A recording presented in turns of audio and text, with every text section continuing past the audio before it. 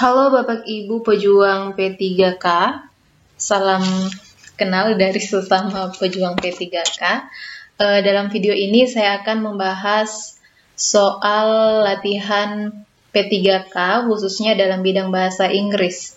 Dalam video ini, saya mengambil soal-soal dan pembahasan dari buku Longman Complete Course for the TOEFL Test oleh Deborah Phillips. Karena mengapa?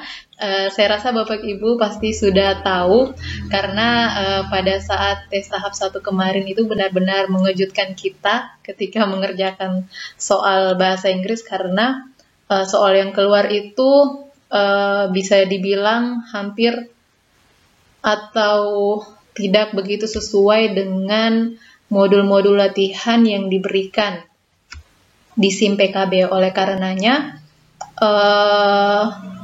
saya membuat soal reading comprehension karena semua tes itu, semua soal yang muncul kemarin adalah soal-soal reading yang kita juga pasti sepakat bahwa readingnya itu seperti kita sedang mengerjakan tes TOEFL, bagian reading comprehension. Oleh karenanya, lebih baik kita latihan untuk mengerjakan soal reading dalam menghadapi tes tahap kedua nanti. Nah, dalam buku ini Bapak Ibu, Deborah Phillips membagi beberapa skill dalam mempelajari atau berlatih mengerjakan soal reading. Nah, yang pertama yang akan saya bahas dalam video ini adalah bagaimana menjawab soal-soal yang menanyakan tentang ide dari teks, baik itu ide utama atau topik atau judul yang cocok. Nah, ini adalah skill 1, insya Allah. Saya akan membuat video lainnya yang membahas tentang skill-skill berikutnya dalam mengerjakan soal reading ini.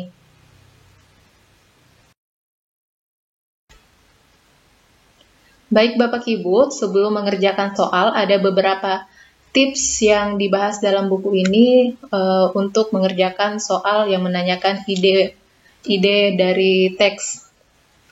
Yang pertama yang harus kita lakukan adalah kita harus mengetahui jenis-jenis atau model-model pertanyaan yang biasanya muncul. Nah, saya yakin Bapak Ibu sudah tahulah bagaimana model-model pertanyaan yang menanyakan ide pokok atau ide utama atau topik dalam sebuah teks. Nah, ini adalah beberapa contoh. Kemudian yang kedua adalah where to find the answer, adalah kita harus melihat kalimat pertama setiap paragraf. Jadi mayoritas ide utama itu atau mostly ide utama itu terdapat di kalimat atau di kalimat pertama. Kemudian didukung di kalimat-kalimat penjelasnya atau kalimat berikutnya. Kemudian bagaimana menjawab pertanyaan seperti ini? Yang harus kita lakukan adalah kita tidak perlu membaca keseluruhan teks, tetapi kita perlu membaca read the first line of each paragraph, membaca kalimat pertama dalam paragraf tersebut, kemudian langsung merumuskan kira-kira ide atau tema apa yang ada di paragraf pertama itu, di first line itu. Kemudian untuk membuat atau mengecek bahwa rumusan kita itu sudah benar, kita juga perlu membaca secara cepat saja kalimat-kalimat penjelas selanjutnya. Tetapi kita jangan terlalu terpaku untuk benar-benar memahami teks tersebut secara keseluruhan. Kemudian kita sebisa mungkin mengeliminasi opsi-opsi atau jawaban yang salah dari opsi yang diberikan. Kalau menurut saya, opsi yang selalu disajikan dalam sebuah pertanyaan itu pasti ada opsi yang bisa dibilang lemah, kemudian ada opsi yang cukup kuat, ada opsi yang benar-benar tricky atau hampir menyamai jawaban yang sebenarnya. Jadi sebisa mungkin opsi yang sudah kita anggap salah, langsung kita eliminasi. Baik Bapak Ibu, selanjutnya kita akan latihan soal. Agar waktu yang kita habiskan tidak begitu lama, tidak begitu lama, silakan Bapak Ibu mempause atau menghentikan videonya sejenak untuk menjawab soal, karena saya akan langsung membahas soal tersebut. Langsung saja kita mulai Bapak Ibu. Soal untuk nomor 1 dan 2, silakan Bapak Ibu di pause untuk menjawabnya. Oke, saya anggap saja Bapak Ibu sudah mengerjakan. Mari kita bahas. Nah, seperti biasa ketika kita menemukan soal, hal pertama yang kita lakukan adalah melihat pertanyaan soal tersebut. Nah, di soal ini diminta untuk memilih mana topik yang paling tepat untuk mendeskripsikan si teks ini. Nah, kita ingat kembali hal pertama yang kita lakukan adalah membaca first line text. Nah, first line-nya itu atau kalimat awalnya itu adalah ini. Fort Knox, Kentucky, bla bla bla. Nah, setelah kita memahaminya, kita membaca kalimat-kalimat selanjutnya untuk memperkuat. Nah, dalam kalimat pertama ini yang saya pahami, dia membahas tentang Fort Knox. Fort Knox ini adalah nama tempat yang sebenarnya dia adalah posnya US Army atau tentara United States, but it is even more renowned. Tapi dia lebih terkenal atau lebih ditahu sebagai bullion depository penyimpanan bullion emas dalam jumlah yang besar. The massive vault that contains the bulk of the US government's gold deposits. Jadi bisa kita simpulkan kalimat pertama ini dia fokusnya adalah membahas tentang Fort Knox sebagai tempat penyimpanan emasnya pemerintah United States. Nah, langkah selanjutnya kita perlu membaca secara cepat. Ya, bisa kita lihat kalau di kalimat-kalimat selanjutnya dia menjelaskan tentang Fort Knox ini, buildingnya, konstruksi buildingnya, kemudian ada juga penjagaannya. Nah, langkah selanjutnya adalah kita mengeliminasi jawaban-jawaban yang bisa kita katakan salah. Yang pertama, the city of Fort Knox, Kentucky, ada dalam teks, tetapi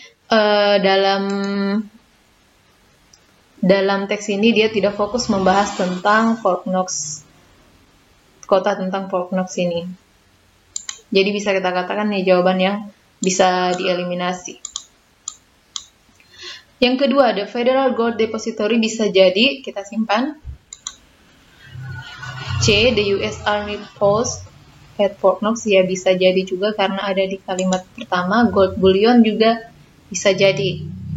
Nah, kita lihat kembali yang bagian C. Yang bagian C itu dia the US Army Post at Fort Knox. Memang Fort Knox ini adalah tempat atau posnya tentara United States. Tapi yang dibahas selanjutnya atau yang lebih ditekankan adalah Fort Knox sebagai tempat penyimpanan emas. Jadi ini bisa dipastikan salah. Kemudian yang D itu gold bullion. Jika kita cari tahu artinya, gold ini emas, bullion juga emas, tapi dalam artian jumlah yang banyak. Nah, jadi ini bisa kita pastikan juga salah. Nah, yang paling tepat adalah the Federal Gold Depository. Nah, saya rasa ini sudah cukup jelas karena ya, soal selanjutnya silakan di pause. Nah, di soal ini dia meminta kita untuk memilih best title atau judul yang paling tepat untuk mewakili atau mendeskripsikan teks ini.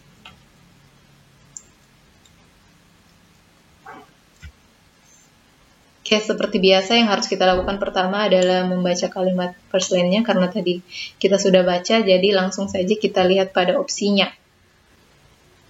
A, the massive concrete vault. Masif, ada kata masif, konkret juga ada, vault juga bisa jadi. Tapi ini adalah jawaban yang salah karena kubah yang atau tempat penyimpanan yang dibahas adalah tempat penyimpanan emas, sementara konkret ini artinya besi. Jadi salah, jawaban bagian A. Kemudian yang maaf, bukan besi, maksud saya beton. Kemudian bagian B, Fort Knox Security, dia membahas security memang juga di sini, tetapi bukan bagian dari hal utama yang dibahas. Jadi bisa kita bilang jawaban ini juga kurang tepat. Kemudian yang C, where the United States keeps its gold, bisa jadi benar. Kemudian D, visit to Kentucky, ini sudah sangat salah karena dia tidak menjelaskan tentang kunjungan kita ke Kentucky. Jadi yang paling tepat adalah C, di mana United States menyimpan emasnya. Ya, soal selanjutnya. Seperti biasa kita mengidentifikasi maunya soal ini, yaitu mencari based the subject. Kemudian kita membaca kalimat pertama. One identifying characteristic of minerals is their relative hardness, which can be determined by scratching one mineral with another. Salah satu cara mengidentifikasi karakteristik si mineral bahan tambang, itu adalah dengan mengetahui hardness, kekuatan mereka yang bisa dibilang relatif. Kemudian which can be, cara menentukannya adalah dengan scratching one mineral with another. Di scratch, digosokkan satu mineral ke mineral lainnya untuk menentukan karakteristiknya. Nah, ini adalah ide dari kalimat pertama. Jadi bisa kita simpulkan dia membahas tentang bagaimana menentukan karakteristik si mineral ini adalah dengan cara scratching. Nah, mari kita lihat opsinya. Yang pertama, the hardness of diamonds. Nah, memang dia membahas diamonds di sini, tetapi bukan ini yang utama. Diamonds ini adalah bagian dari mineral juga, ada di sini. Tapi di sini yang dibahas bukan hanya diamond saja, tetapi ada talc juga, quartz. Jadi bisa dipastikan dia bukan hanya membahas tentang si diamond.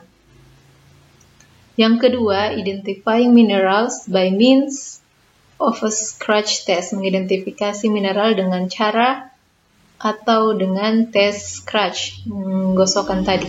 Bisa jadi yang ke bagian C, feldspar on the Mohs scale. Nah, feldspar ini juga adalah dia sama saja seperti si diamond, dia merupakan salah satu mineral, salah satu jenis mineral. Jadi dia terlalu spesifik, berarti bukan, karena kita mau cari yang umum, yang menggambarkan keseluruhan teks.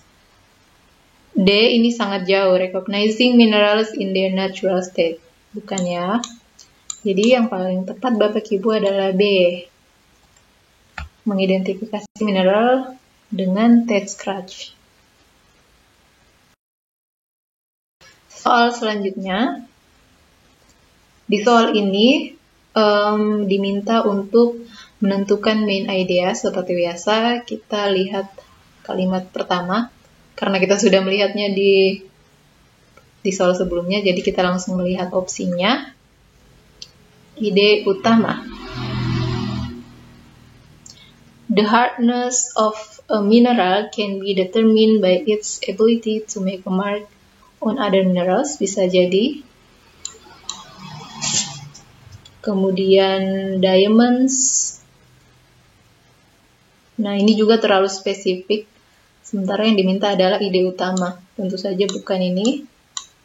Kemudian talc juga terlalu spesifik, bukan ini. Softer mineral cannot be scratched by harder minerals. Ini adalah pernyataan yang salah karena dia bisa di scratch. Mineral yang lebih lembut bisa di scratch oleh mineral yang lebih kuat. Jadi jawaban yang tepat adalah A. The hardness of a mineral. Kekuatan mineral itu bisa ditentukan oleh kemampuannya untuk membuat mark atau membuat tanda pada mineral lainnya. Ya, soal selanjutnya Bapak Ibu. Seperti biasa melihat dulu pertanyaannya. The passage mainly discusses. Kemudian kita melihat kalimat pertama. Hurricane, nah berarti dia membahas tentang hurricanes atau topan. Generally occur in the North Atlantic from May to November. The peak. Nah, jadi dia membahas tentang hurricanes yang terjadi di North Atlantic yang biasanya muncul dari bulan Mei sampai November, with the peak dengan puncaknya itu ada di September. Kemudian dia jarang terjadi di bulan Desember sampai April. Nah, selanjutnya kita bisa baca kalimat-kalimat pendukungnya atau penjelasnya. Kita langsung lihat dulu jawabannya, opsinya. Yang pertama, how many hurricanes occur each year? Saya rasa jawaban ini kurang tepat karena dia how many, berapa banyak topan yang terjadi tiap tahun. Dia tidak membahas ini secara spesifik karena dia membahas tentang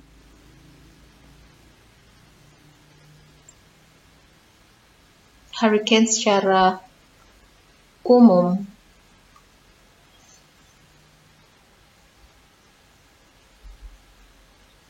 Kemudian B, the strength of hurricanes, kekuatan dari topan ini.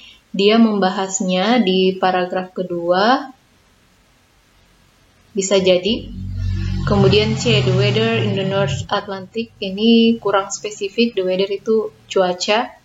Sementara dia sudah jelas-jelas membahas tentang hurricane. Harusnya dia menyebut hurricane di North Atlantic ya mungkin. Jadi ini sudah pasti salah. A juga. Yang bagian D, hurricanes in one part of the world. Nah, yang paling tepat menurut saya itu adalah D, hurricanes di salah satu bagian di dunia, yaitu di North Atlantic. Sementara B itu salah karena dia membahas tentang kekuatan hurricanes. Memang dia membahasnya tetapi secara umum tidak. Soal selanjutnya masih dengan teks yang sama. Yang diminta adalah menentukan best title dari teks ini, judul yang paling tepat mewakili teks ini. Ya, karena kita sudah membaca juga teks ini sebelumnya, jadi kita akan langsung lihat opsinya. A, the North Atlantic Ocean, ini sudah pasti salah, karena dia tidak membahas tentang ocean-nya. Kemudian Storm of the Northern Atlantic juga bisa jadi. Hurricanes, the damage and destruction. Apakah dia membahas tentang damage dan destruction yang terjadi ketika hurricane ini datang? Jawabannya adalah tidak. Kemudian D, what happens from May through November, ini terlalu bisa dikatakan what happens, apa yang terjadi. Nah, itu terlalu jauh untuk mendeskripsikan hurricane ini. Sementara best title itu adalah yang ketika kita membacanya, kita sudah bisa membayangkan teksnya itu akan seperti apa. Jadi yang paling tepat adalah B, storm. Storm ini adalah bahasa kata lain dari hurricane. Nah, kata-kata seperti inilah yang biasa membuat kita bingung dalam soal P3K kemarin juga banyak digunakan sinonim. Jadi kadang kita tidak tahu kalau itu sinonimnya dan membuat kita bingung. Baiklah Bapak Ibu, sekian pembahasan soal dalam video ini. Semoga bermanfaat. Jika Bapak Ibu menemukan ada kekeliruan dalam penjelasan saya mohon maaf dan silakan dikoreksi di kolom komen. Terima kasih. Assalamualaikum warahmatullahi wabarakatuh.